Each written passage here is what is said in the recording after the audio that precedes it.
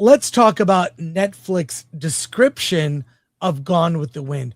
Gone with the Wind is one of the classic Hollywood epics that, you know, it's I saw it as a kid in the theater. This is from our friend Valiant Renegade, who took this off the screen. And I'll say, I recently canceled my Netflix subscription. I have had a subscription since when they did discs. I've always had it. I recently canceled it after Gina Carano lost her fight. I thought, well, I'm good.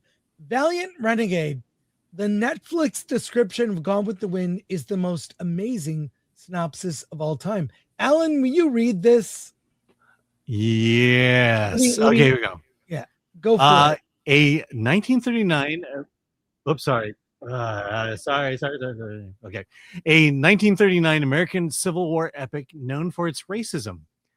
To learn more about Black lives in America, search Black Lives Matter. That is a horrible description of that movie. It does such disrespect to the film. This is Netflix bowing to some political action organization, which has been attached to a lot of controversy over how they spent funds. Look it up. And while you can criticize the portrayals back then, it kind of presented in some ways an idyllic version of the South. It's also a film that gave its first Black actor an Oscar.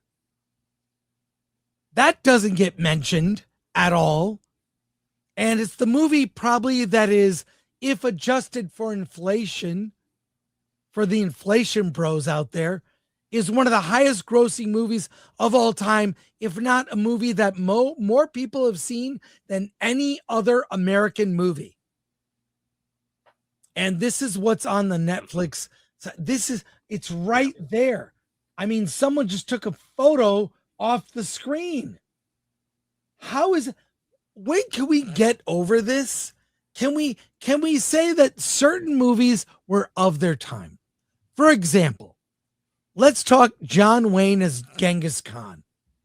Yes, not so great a portrayal. All right. Let's talk about Mickey Rooney in Breakfast at Tiffany's. Yes. Yeah. At the time I saw that movie when I was a kid, that was very uncomfortable. Okay. There are things that are of their time. And I don't think anyone watching that is thinking, that's great. Let's go back to that bygone era. Mm-hmm. Who's thinking that? All of no one. When can we be adults and tell the truth about certain things? I think it's a very annoying. And there's a certain group of people that want to look at the glass half empty version of everything. Okay. America is criticized, and rightly so, for slavery being a part of America's history. But less than 100 years after America became a nation, slavery was abolished. History is messy. And slavery existed up until only a few decades ago in certain countries. But we abolished it as a nation, and many fought in the North and died to end slavery. And I'm tired of a group that has a completely negative perception of America and our history, ruining everything. And they're trying to ruin movies or perceptions of movies. And there it is, right from Netflix. Just unbelievable. Alan, what are your thoughts on this? Yeah, I find it interesting that we are more triggered by Gone with the Wind today than we were when Gone with the Wind actually came out. Right. It is this slow destruction of our past. we tear down statues. Now we're going to tear down movies. We're going to tear down our art. That's how you destroy a culture, and that's how you destroy a society. Also, we all know that with the most recent World Cup games, the current World Cup games, foreigners have come to this country realizing just what a hellhole America is, and how they wish they had never come here because of all the greatness they see around them. I mean, the more we talk about this, the more I have to lean to the fact that even as a nation, we've grown so much. And today, this idea that, and I've heard this many times, that America has never been more racist than it is today. That's laughable. It is laughable. I mean, we are actively against slavery. And in fact, our president is part of the party that helped end slavery, for crying out loud.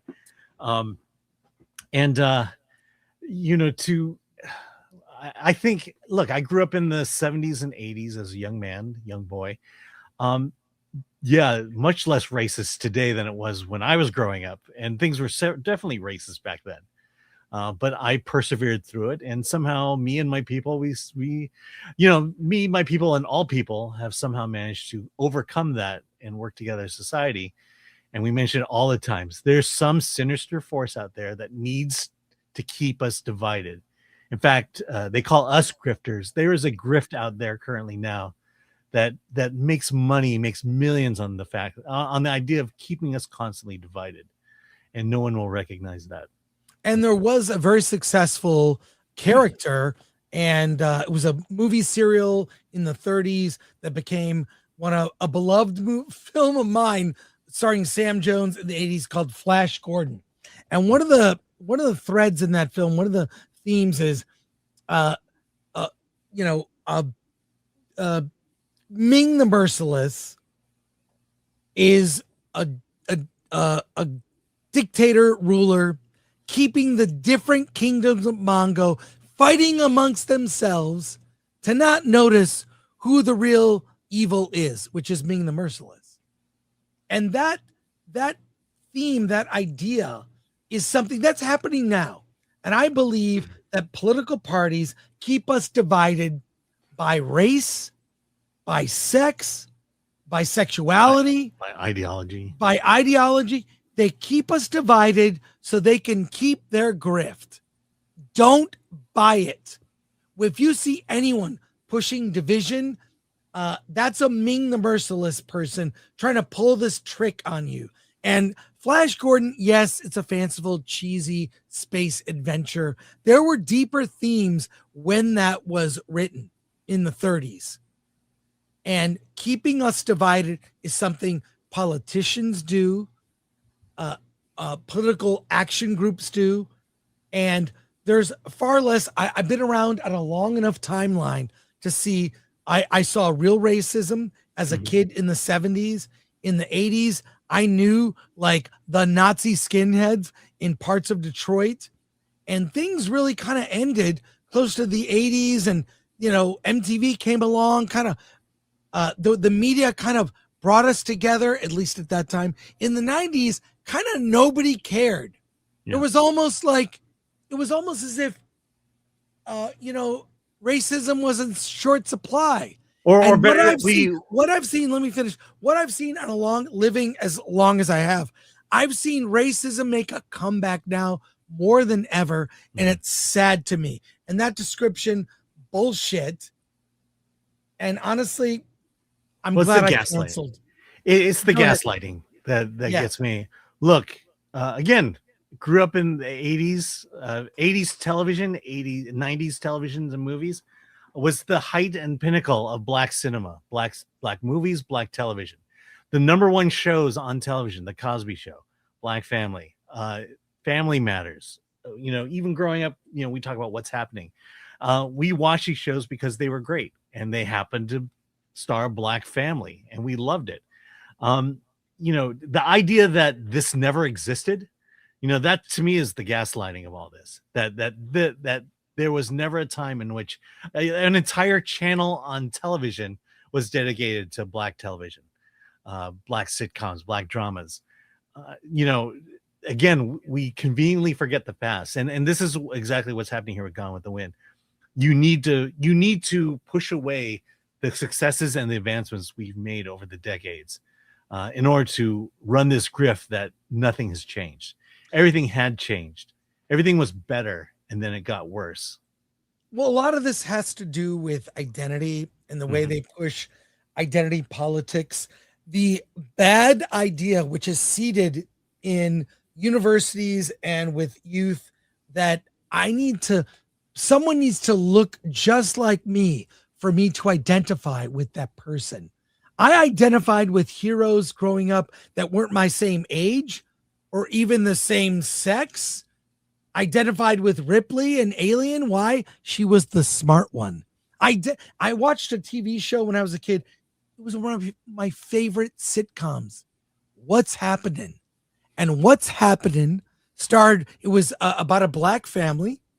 And the lead character was a guy named Raj. And Raj wore glasses. I thought, well, Raj is kind of a nerd like me. He didn't look like me. He had attributes of his character that were like, he was smart. I was smart. He wore glasses. I wore glasses. What he looked like physically, being a black character, I never thought about that. I identified with him. He had a sister. He was being raised by a single mother. I was very much like the character. Didn't look like him, but similar. We had same values. Rerun was the comic relief. Rerun was always fun, but I love that show growing up in the 70s as a kid. Didn't think about that. And we almost talk about and think about race too much. And whatever middle management, like busybodies in Netflix that make these decisions, their jobs are pointless. Fire them all. When I talk to foreigners, they always tell me, why is America so obsessed with race? It's true. And the whole saying of I need to see myself. Guess what? In the 80s and 90s, you were there. Again, black cinema, black television at its height for those 2 decades. So this idea that you never saw yourself is a falsehood. You were there. I didn't see myself. But guess what? I didn't care. It was great stuff. Well, it was great television to watch. But by the way, Alan, also when I was younger, I watched Johnny Sacco and his flying robot. I watched Godzilla on the regular, Ultraman series.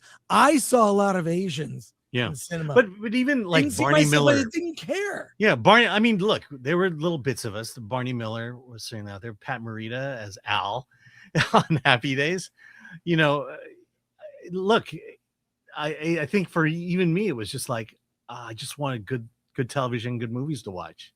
I didn't need to see myself, but because guess what? I could identify with Daniel San from Karate Kid. I could identify with the lead character from Breaking Away. These misfits, these people who just feel out of place. We may not look alike, but we have the same experiences. And that's the power of art. That's the power of television. That's the power of film, is to bring these common experiences up on the big screen and say, hey, I've been there too.